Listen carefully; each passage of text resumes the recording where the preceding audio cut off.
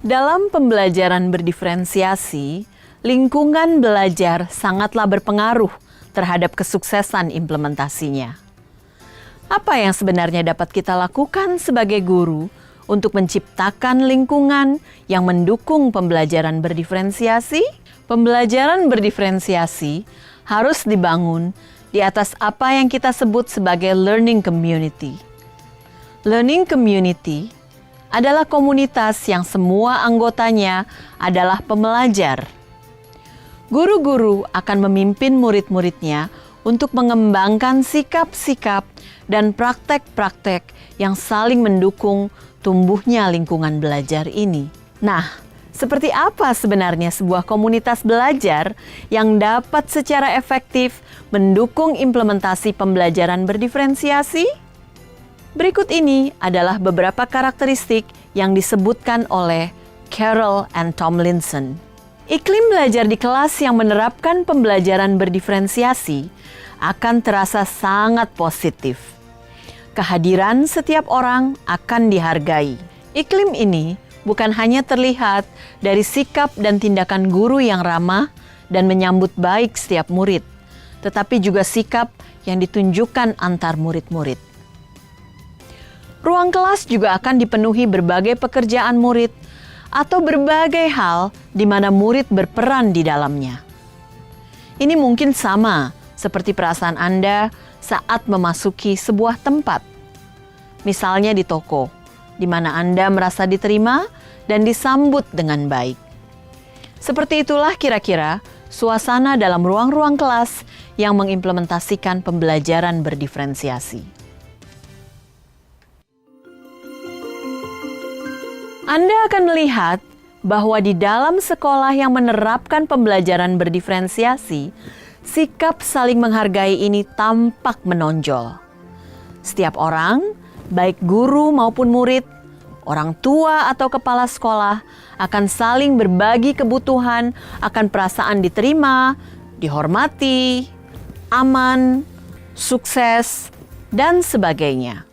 Apapun jenis kelamin, etnis, budaya, kecepatan belajar, pakaian, bahasa, dan kepribadian yang dimiliki mereka semua tentu memiliki perasaan dan emosi manusia yang sama.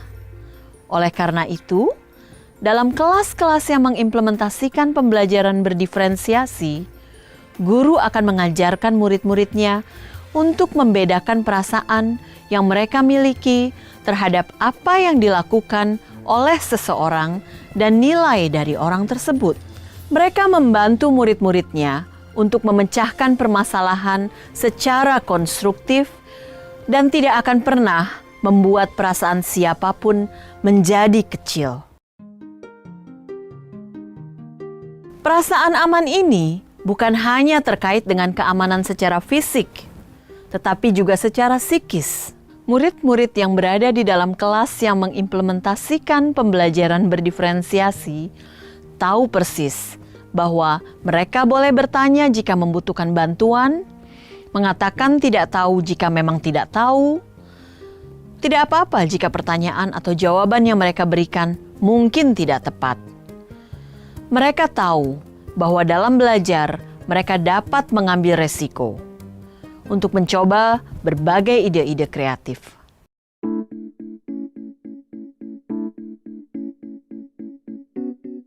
Tujuan dari pembelajaran berdiferensiasi adalah untuk membantu setiap murid tumbuh semaksimal mungkin sesuai kemampuannya. Dengan demikian, guru akan berusaha untuk mengetahui perkembangan setiap muridnya dan perkembangan kelasnya secara keseluruhan.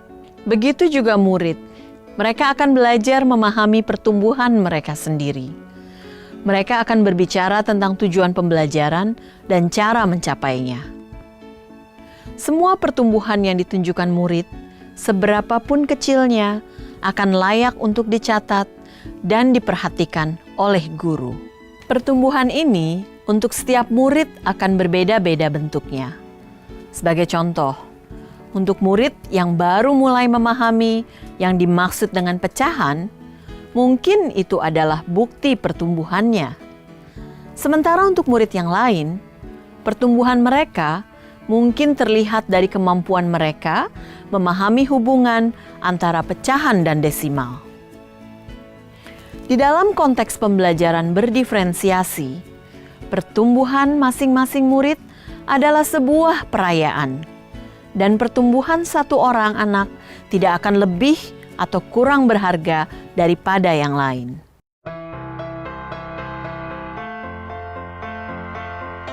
Di kelas-kelas yang menerapkan pembelajaran berdiferensiasi, tujuan guru adalah mencari tahu di mana posisi murid dikaitkan dengan tujuan pembelajaran utama yang ingin dicapai, dan kemudian memberikan pengalaman belajar yang akan mendorong murid sedikit lebih jauh dan lebih cepat daripada kemampuan mereka saat ini atau zona nyaman mereka. Guru akan merancang pembelajaran yang memungkinkan murid untuk sedikit melampaui apa yang telah ia kuasai saat itu. Pada saat tersebut, murid akan keluar dari zona nyaman mereka dan merasakan sedikit tantangan. Saat murid mengalami tantangan tersebut, guru akan memastikan bahwa dukungan akan diberikan kepada murid tersebut, sehingga tantangan tersebut dapat dilampaui dan murid kemudian tidak akan menjadi frustasi. Bantuan atau dukungan inilah yang disebut scaffolding. Jadi, pembelajaran yang dirancang tidak akan terlalu mudah, namun tidak juga terlalu sulit, sehingga setiap murid dapat merasakan kesuksesan.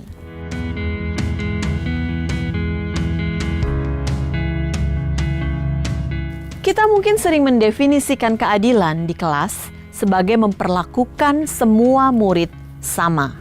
Dalam kelas yang menerapkan pembelajaran berdiferensiasi, adil berarti berusaha memastikan semua murid mendapatkan apa yang ia butuhkan untuk tumbuh dan sukses. Murid dan guru adalah sebuah tim yang berusaha untuk memastikan bahwa kelas berjalan dengan baik untuk semua orang di kelas tersebut. Seperti dalam sebuah keluarga besar, setiap orang harus mengambil tanggung jawab, baik untuk kesejahteraan diri mereka sendiri maupun untuk kesejahteraan orang lain. Dalam pengaturan semacam ini, guru dan murid akan saling bekerja sama untuk kesuksesan bersama. Walaupun guru memang pemimpin kelas, namun murid juga akan secara sadar mengambil tanggung jawab untuk kesuksesan kelasnya. Mereka akan berusaha untuk menyelesaikan pekerjaan mereka, memecahkan semua permasalahan dengan cara yang konstruktif, dan akan membantu mengembangkan rutinitas kelas yang efektif. Dari paparan tadi, dapat kita simpulkan bahwa guru memiliki peran yang sangat penting dalam membentuk atmosfer lingkungan kelas yang positif.